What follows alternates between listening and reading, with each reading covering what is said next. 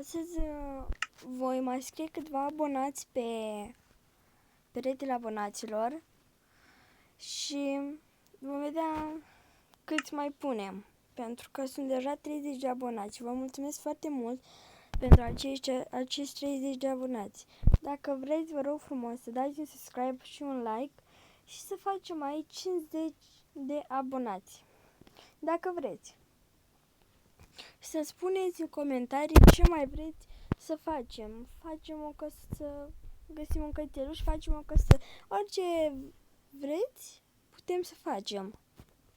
Aici am rămas, am mai scris, nu mai trebuie. Știu, așa, da, aici.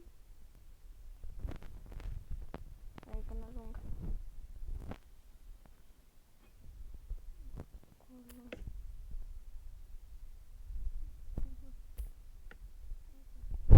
Așa, Milka.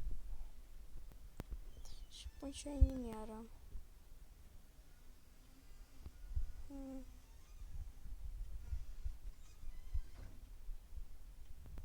N-am ce inimioară să pot. Așa cred că o să spar pe toate acestea pentru că așa nu merge. Trebuie să se pune altul. Și de câte ori vom mai avea alți abonați, vom pune aici. Acum nu știu pe cine să mai pun și vă rog, ia stați, aici un mesaj.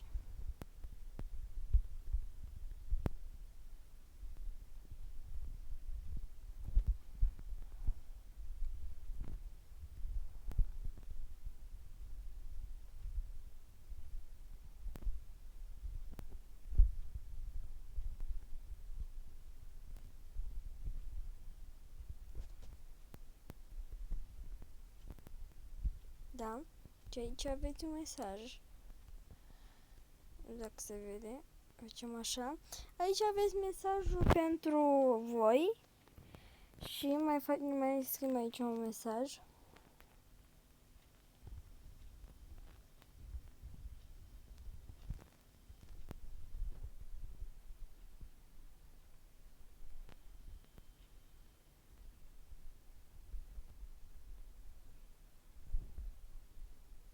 Da.